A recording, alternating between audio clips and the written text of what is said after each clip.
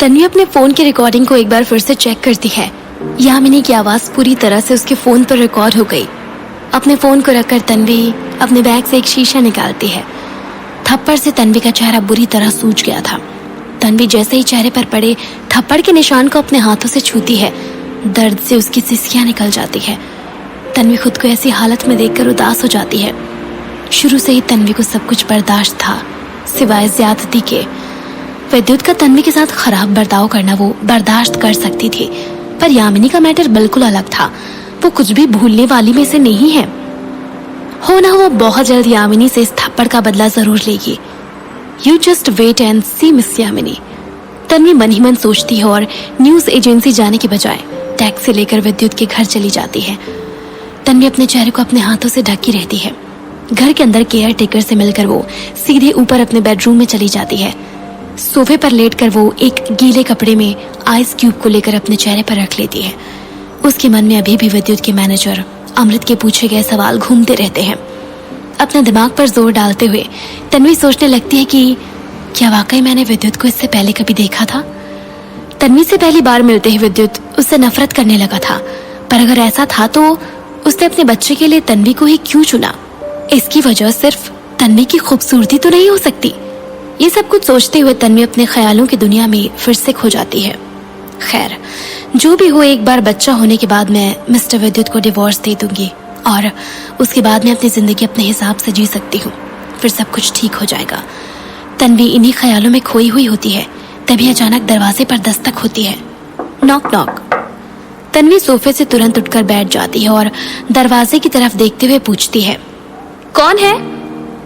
Madam, मैं हूँ, care taker Tanvi से कहती है।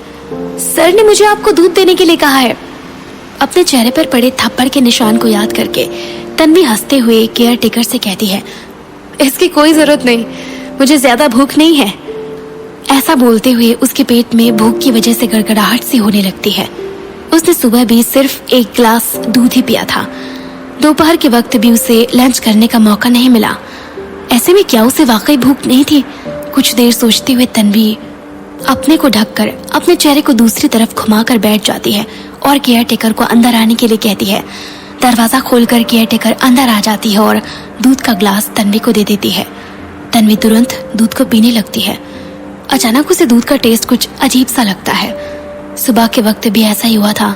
अचानक विद्युत के कहने पर केयर टेकर ने उसे दूध का ग्लास दिया था। इस वजह से तन्वी बिना सोचे समझे एक ही घूंट में उस दूध को पी लेती है। केयर टेकर ग्लास को लेकर कमरे के बाहर जाने लगती है। बाहर निकलकर वो कमरे का दरवाजा बंद ही कर रही होती है कि उसकी नजर सोफे पर लेटी हुई तन्वी की ओर जाती है।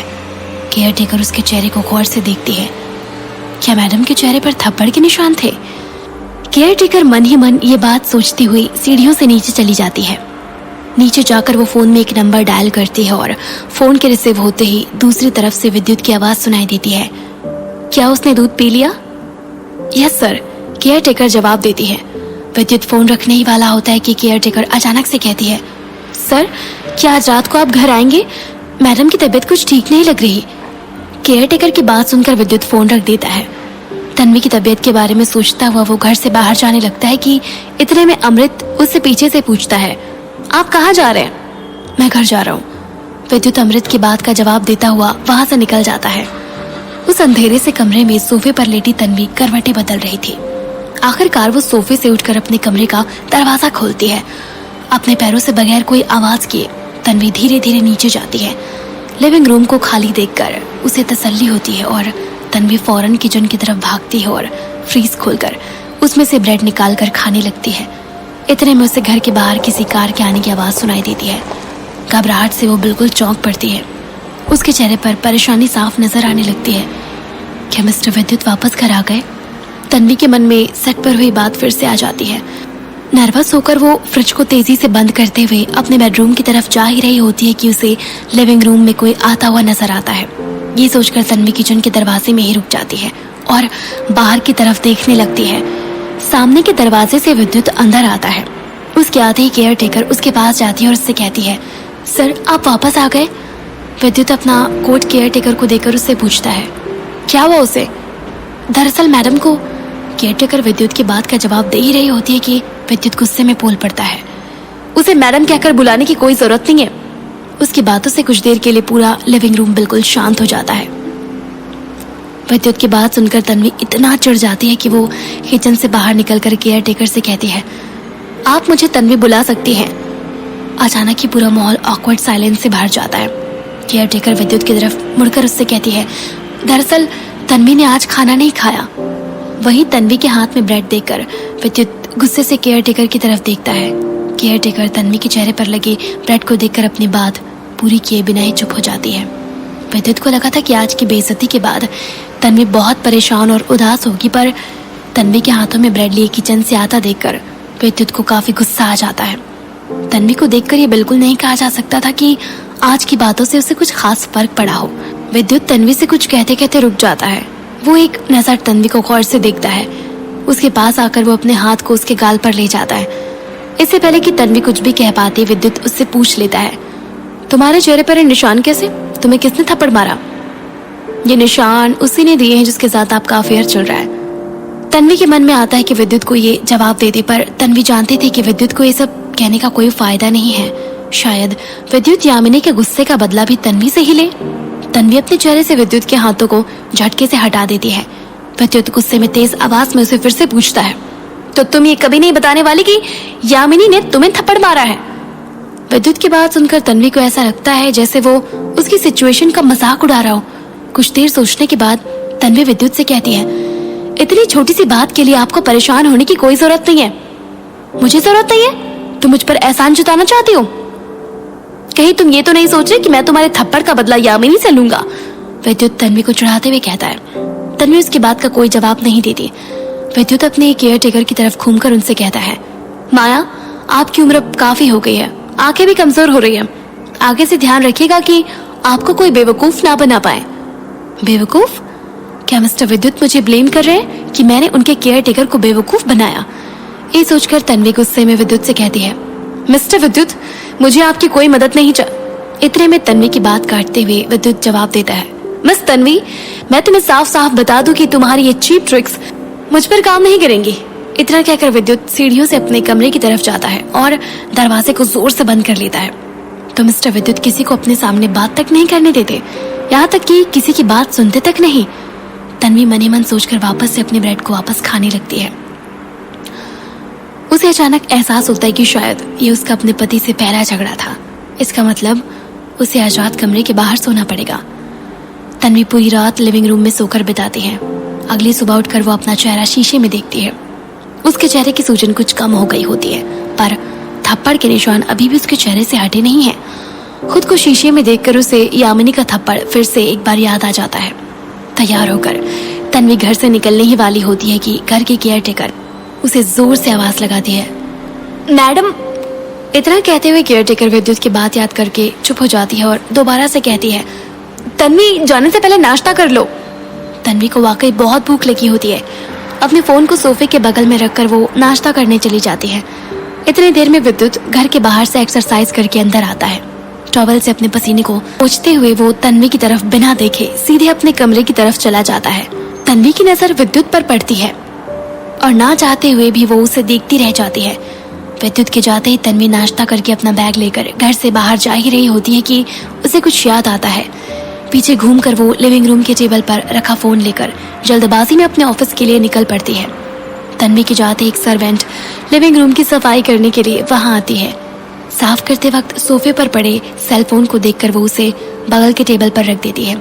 थोड़ी देर बाद विद्युत रेडी होकर अपने कमरे से नीचे जाता है। टेबल पर रखे सेल फोन को अपनी पॉकेट में रखता हुआ वो घर से बाहर चला जाता है। घर के बाहर उसके मैनेजर और असिस्टेंट उसका इंतजार कर रहे होते हैं।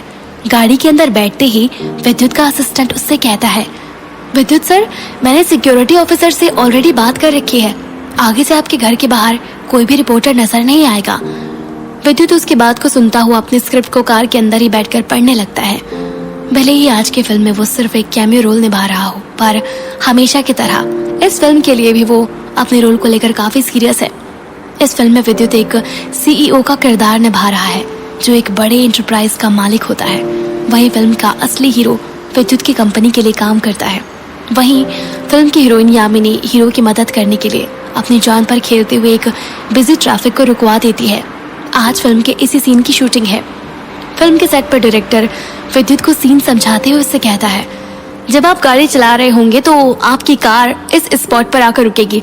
आपको बहुत तेज कार चलाने की जरूरत नहीं है। जूम शॉट के लिए हम लोग स्टैंड डबल को यूज कर लेंगे। इतना कहते हुए डायरेक्टर शॉट लेने के लिए रेडी हो जाता है। Scene 56, take for action. Director की कॉल आते ही विद्युत ब्लैक कलर की लंबोर्गिनी में बैठकर अपने शॉट के लिए रेडी होता है। गाड़ी से कुछ ही दूर पर उसे यामिनी नजर आती है। यामिनी को देखते ही अचानक विद्युत को तन्वी का चेहरा याद आ जाता है। शॉट के बीचों बीच विद्युत गुस्से से अपनी गाड़ी के एस्केलेटर को तेज करता हुआ यामिनी की तरफ बढ़ने लगता है। तेज स्पीड में गाड़ी यामिनी की तरफ आने लगती है। विद्युत को गाड़ी में ब्रेक ना लगाते देखकर पूरे सेट में अफरा तफरी का माहौल हो जाता है। ब्रेक, स्टॉप द कार, जल्दी। फिल्म के क्रू में से कोई चिल्लाता है, सामने से हट जाओ। दूसरे क्रू मेंबर की आवाज आती है। इतने में गाड़ी एक तेज आवाज के साथ रुकती है। ब्रेक की आवाज से पूरा सेट एकदम शांत हो जाता है। लंबोर्गिनी रुक चुकी होती है। वो गाड़ी यामिनी से कुछ इंच की दूरी पर आकर रुकती है। कार को अपने इतने नजदीक पाकर यामिनी के पैर डर से कांपने लगते हैं और वो बेजान होकर जमीन पर गिर पड़ती है। इतने में विद्युत गाड़ी से बाहर निकल कर आता है। फिल्म के सेट के सारे लोग उसी को देख रहे होते हैं। विद्युत कैजुअल आवाज में उन सबसे कहता है, सॉरी एवरीवन, मैं ब्रेक और एस्केलेटर के बीच कंफ्यूज हो गया था। सेट में मौजूद सभी लोग विद्युत से कुछ नहीं कहते। फिल्म का डायरेक्टर भी विद्युत की तरफ देख रहा होता है। उसके अंदर भी विद्युत से कुछ कहने की हिम्मत नहीं है। आखिरकार वो फेक स्माइल लिए क्रू मेंबर से कहता है, जल्दी से मिस यामिनी को संभालो। यहाँ बस इतना ही। आगे की कहानी जानने के लिए सब्सक्राइब करें पॉकेट एफएम चैनल को और बेल आइकन क्लिक करके अगले एपिसोड का नोटिफिकेशन पाएं। लेकिन आप सारे एपिसोड अभी सुनना चाहते हैं तो डाउनलोड करें हमारा pocket FM app. Link description में है, जहां आप पाएंगे इस शो के सारे एपिसोड्स और साथ ही इसके जैसे और भी बेहतरीन शोज। तो देर किस बात की, अभी डाउनलोड करें पॉकेट एफएम ऐप।